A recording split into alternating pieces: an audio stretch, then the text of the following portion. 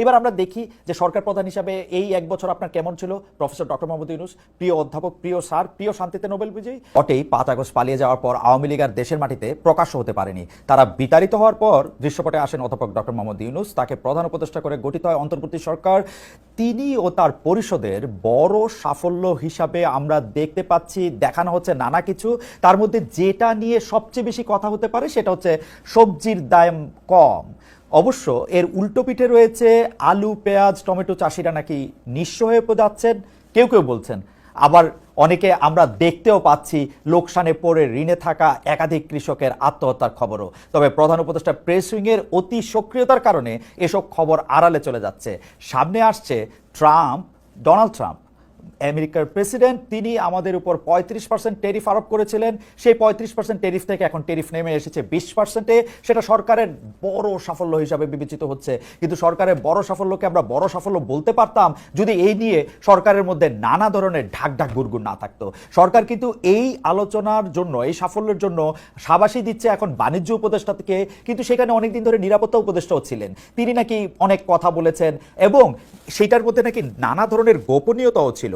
সেই গোপনীয়তার কারণে এবং গোপনীয়তা ভঙ্গ করার কারণে একজনের চাকরিও চলে গেছে। সেটা কেন গেছে, কিসের বিনিময়ে আমরা 35% থেকে 20% পেলাম, সেটা এখন অবশ্য আমরা জানতে পারছি না। প্রধান উপদেষ্টার প্রেস সচিব অবশ্য বলছেন কোনো ধরনের সামরিক চুক্তি তিনি করেন নাই। এখন তিনি তো আসলে অনেক জ্ঞানী মানুষ, তার কথা মানে মানে মানে একটা স্পিন ডক্টর বলে একটা কথা আছে, সেরকম একটা স্পিন ডক্টর, মানে উনি চুক্তি করেন নাই এই কথা হয়তো ঠিকও হইতে পারে, হয়তো উনি মেমোরান্ডাম অফ আন্ডারস্ট্যান্ডিং করছেন, হয়তো উনি এমন একটা কিছু করছেন যেটা চুক্তি ছাড়া অন্যরকম নাম দেওয়া হইতে পারে, আমরা জানি না।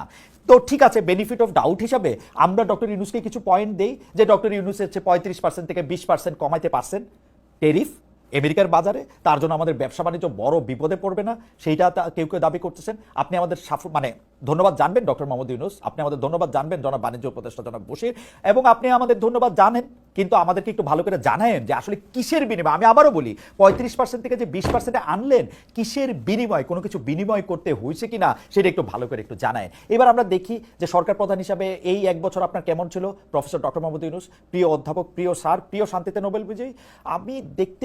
আমরা দেখতে পাচ্ছি ক্ষমতায় আসার পর ডক্টর মোহাম্মদ ইউনূসের গ্রামীণ প্রতিষ্ঠানগুলো বা তার সামাজিক ব্যবসার শাখা প্রশাখাগুলো যে উত্থান, তা নিয়ে অনেক অনেক গণমাধ্যম, সামাজিক মাধ্যম, কিন্তু পরিচিত গণমাধ্যমের মধ্যে নিউ এজ বিশেষ প্রতিবেদন প্রকাশ করেছে, যাকে আমি বলছি কনফ্লিক্ট অফ ইন্টারেস্ট। একটু চোখ বোলান, এর মধ্যে রয়েছে গ্রামীণ ইউনিভার্সিটি অনুমোদন, গ্রামীণ এমপ্লয়মেন্ট সার্ভিসের জনশক্তি রপ্তানির লাইসেন্স পাওয়া, গ্রামীণ টেলিকমের ডিজিটাল ওয়ালেট চালুর অনুমতি।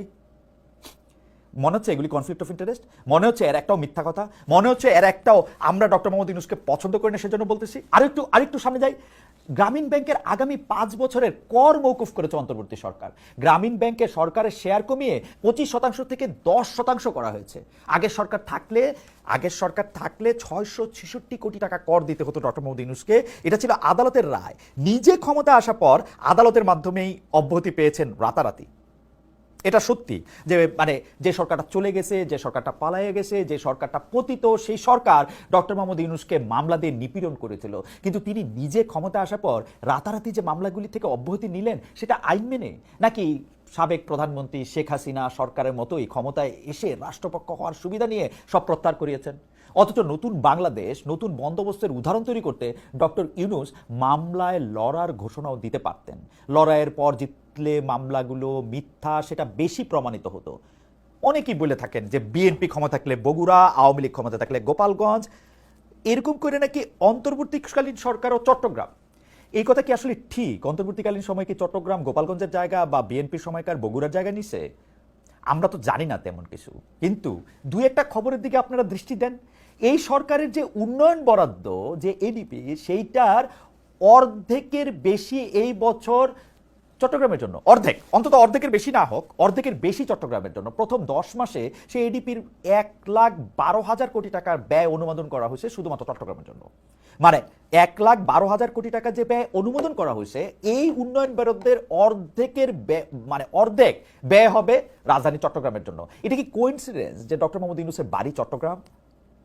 সরকার গঠনের শুরু থেকেই ডক্টর মোহাম্মদ ইউনূসের বিরুদ্ধে স্বজনপ্রীতির একটা আমি অভিযোগ বলবো না, এটা অভিযোগ না, এটা স্বজনপ্রীতি প্রশংসাও হইতে পারে যে আপনি আপনার স্বজনের জন্য ভালো, যে তার স্বজনের জন্য ভালো সে তো ভালোই।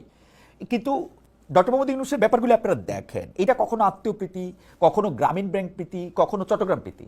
ডক্টর মোহাম্মদ ইউনূস স্বাস্থ্য উপদেষ্টা হিসেবে নিয়েছেন গ্রামীণ ব্যাংকের নূরজাহান বেগমকে, প্রধান উপদেষ্টার কার্যালয়ে এসডিজির মুখ্য সমন্বয় করেছেন ইউনূস সেন্টারের লামিয়া মুর্শেদকে, নিজের ভাতিজাকে নিয়োগ দিয়েছেন প্রধান উপদেষ্টার প্রেস উইংয়ে। ক্ষমতায় এসে প্রধান উপদেষ্টা শুরু থেকেই বলছেন ছাত্ররা তাকে ক্ষমতায় বসিয়েছেন, এটা জুলাই মিত্রদের বিভাজন উস্কে দিয়েছে। তিনি সমন্বয়কদের রাজনৈতিক দল গঠনে উৎসাহ দিয়েছেন, যার কারণে এনসিপিকে সরকারি দল কিংস পার্টি বলা আরো সহজ হয়েছে। যখনই তিনি মনে করেছেন যে না তিনি আর কি বলে জানি আর ক্ষমতায় থাকবেন না, তখন তিনি ডেকে বলছেন এনসিপিকে। যখন তিনি বলছেন যে না তার রাজনৈতিক দলগুলির সাথে কথা বলা দরকার, প্রথমে তিনি মাত্র 4 জনের সঙ্গে কথা বলবেন, সেই 4টি পার্টির মধ্যে যে পার্টিটি এখনো অনুমোদন পায় না সেই এনসিপিকে ডাকা হয়েছে।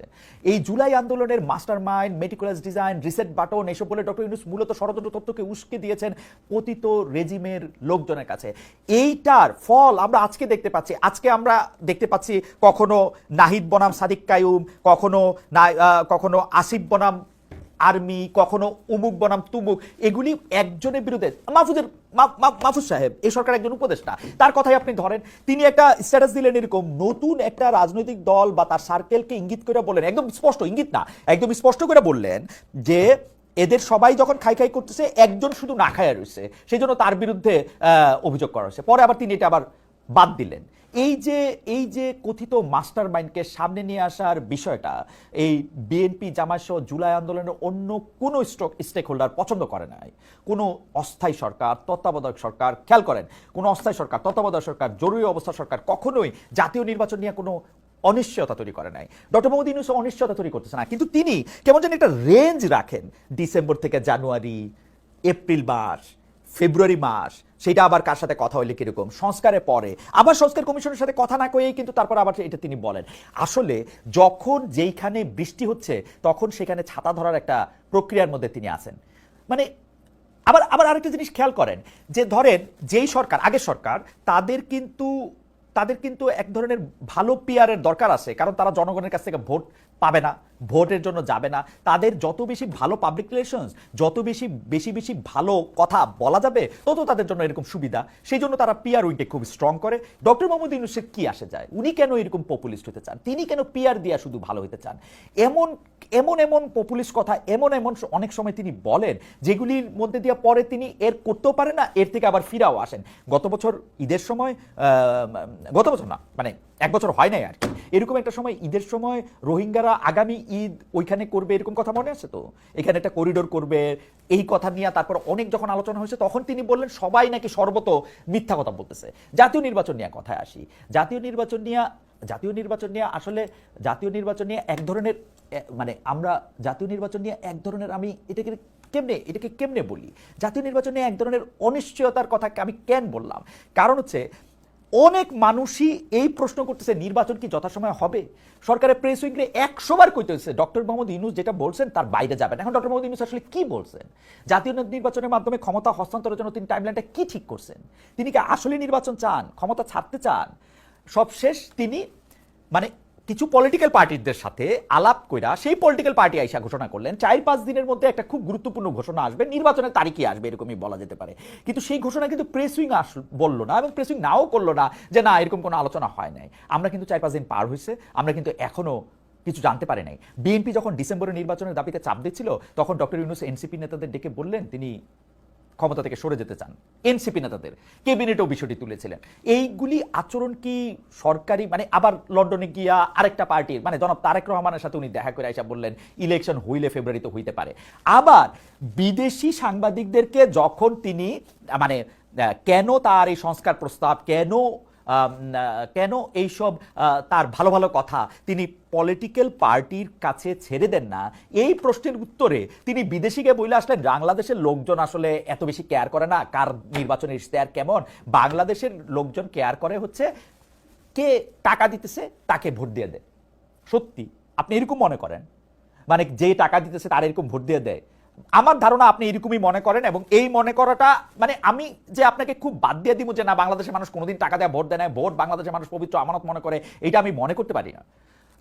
মনে হয় আপনি ঠিকই বলতেছেন। এখন পলিটিক্যাল পার্টিগুলি তো এই কাজই করবে, তাই না? টাকা দিয়া টাকা দিবে, বাংলাদেশের লোকজন তো এমনই, তাই না? টাকা দিয়ে ভোট দিয়ে দিবে, তাহলে ভোট দিয়ে না, আপনিই থাকেন, আপনি থাকেন, আপনি আপনি আপনি তো ভালো দেশ চালাতেছেন, কিন্তু ভালো দেশ কি চালাইতেছেন আসলে?